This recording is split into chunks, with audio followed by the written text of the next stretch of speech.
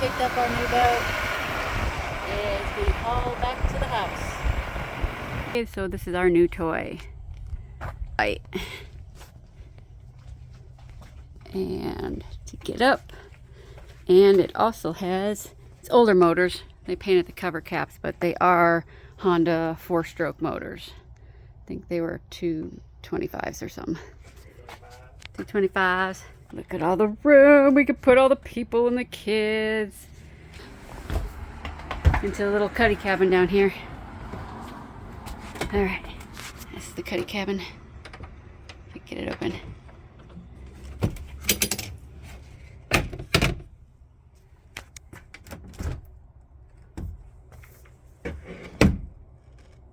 All right, so we go down. And they got a nice little area over here. Girls can hang out there because they don't want to be with boys. There's a nice little cubby down here. You can put mats and stuff. Jacob will probably hang out there and have his own little area. Storage. Got to clean it out yet because it's still got all kinds of stuff in here from previous owners and things like that. And little cabins and everything.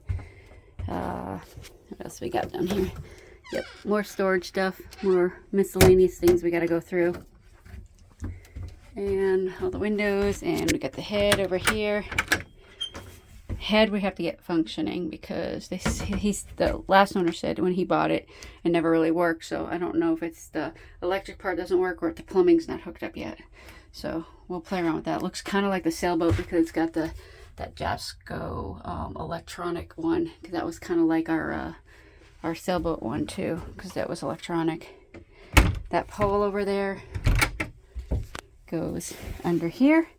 You can actually pick this thing up and have a little table here, right here in the center, and you kind of sit Indian style around. And there is the access to, yes, we got a mirror here. Got access to the anchor that's sticking up, hanging in down there.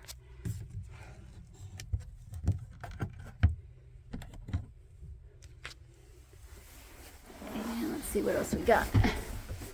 And what else? Oh yeah, this thingy. This is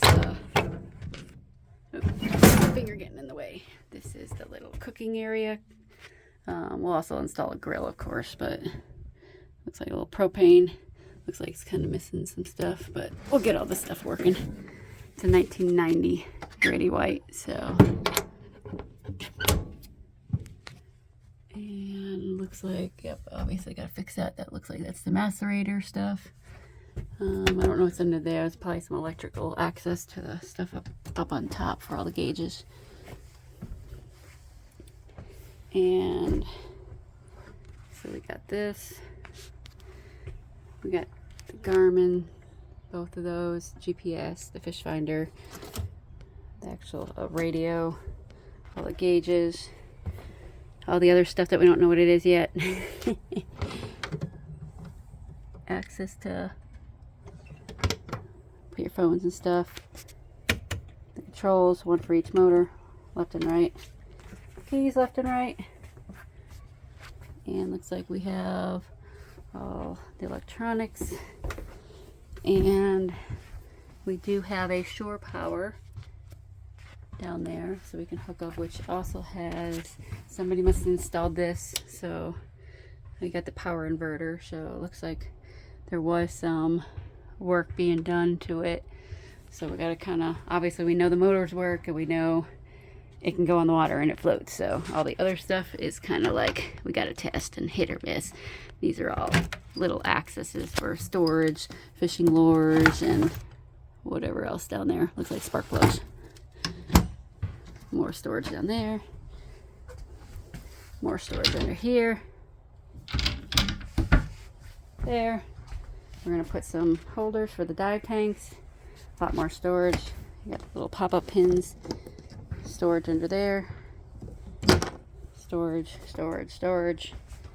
And access to all the stuff up under here. Your batteries.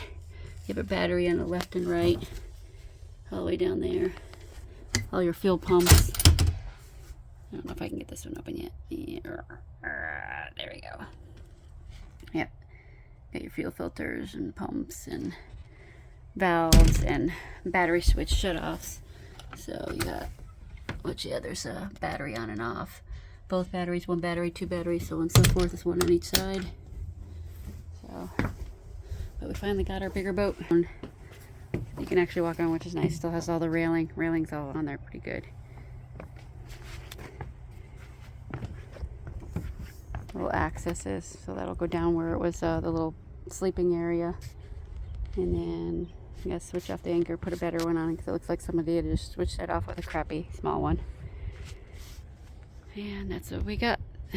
This is our new toy that we have to get fixed up and rolling. Oh yeah, and we have the outrigger poles too. He actually had those. The other guy didn't really know what they were for, so, or use them. Which is also nice because we don't even have to buy the canopy up here, because you got the bimini right here and the canopy all combined. So this is pretty nice. So it keeps it kind of shaded, so we can kind of like go off on anchor to clean out the boat now and figure out what we got and what we have to work with. So we pulled out the little head right here, and looks like when they had it, this was all crunched up like that, and it was connected to the other one, so obviously that's not going to do anything anyways. Oh, gross. I think there's still water in there. Yeah, that was just regular water. The last owner said that he's never really used it, and he said he didn't think it worked, or the previous owner before him. So we got to find out if it works and find out if it's... So it looks like there was electric installed. I don't think, according to the manual, I think it was an old pump toilet.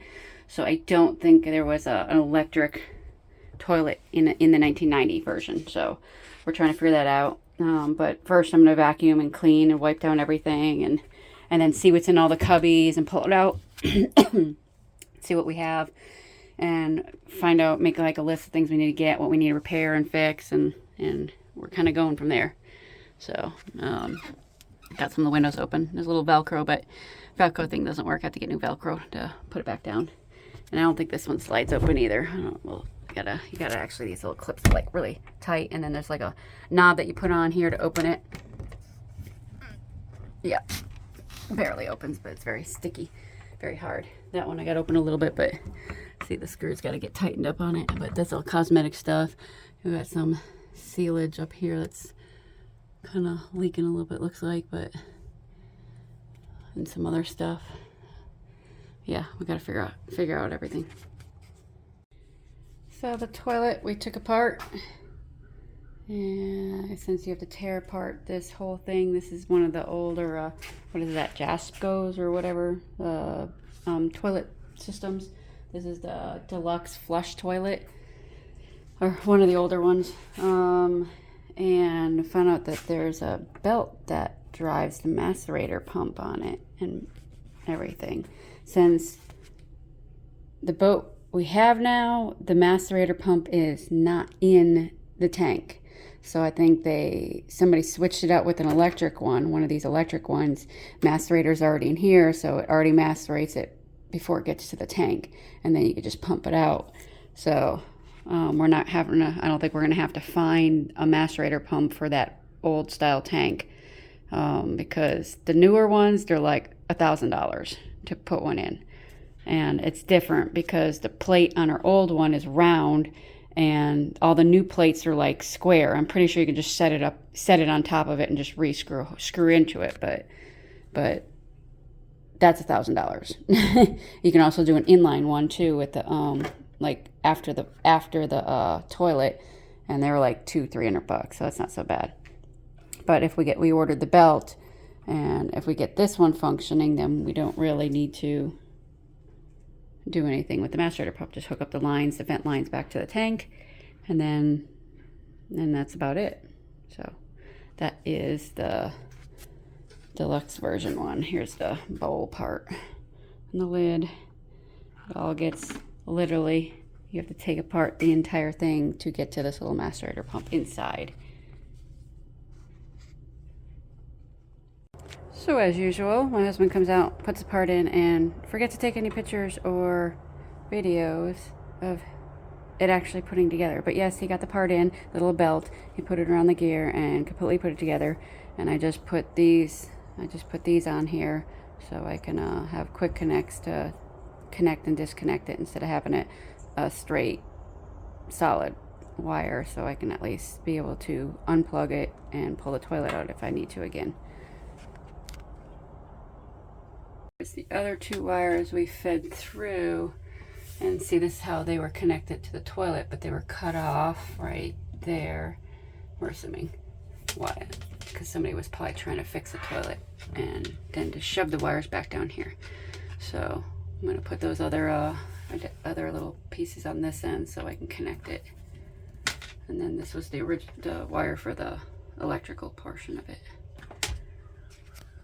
And so the next process starts. It needs a bottom job. So, starting my painting. Well, the painting has started. I only had half a bucket, or half a gallon, and that's pretty much this whole, yeah, I'm blue too. That whole section of the boat is done all the way around.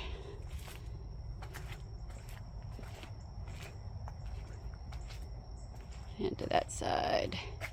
And the little bit of extra, I kind of painted the center of the bottom. And went almost all the way to the front axles of the trailer. But gotta get another gallon and we will go from there. And we're getting there with the painting. So we got some of the outside done. Down to there. We're using this Total Boat paint, abrasive abrasion paint all the way down. I got all around the edge here. All that painted. All the way around. I got just the main top area on this side painted. And see where I stopped right there. I gotta get up underneath the boat and up underneath the boat there. And obviously underneath the boat over here. See the big difference? So we now have a blue bottom boat. Well, minus where the skids are under there. I have painted all the blue. That's still a little wet right there. But we got everything under the boat painted, so it's at least got a nice abrasive bottom job done.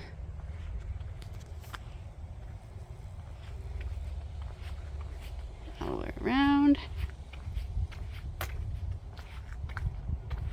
and we are done with that. Project number whatever is done.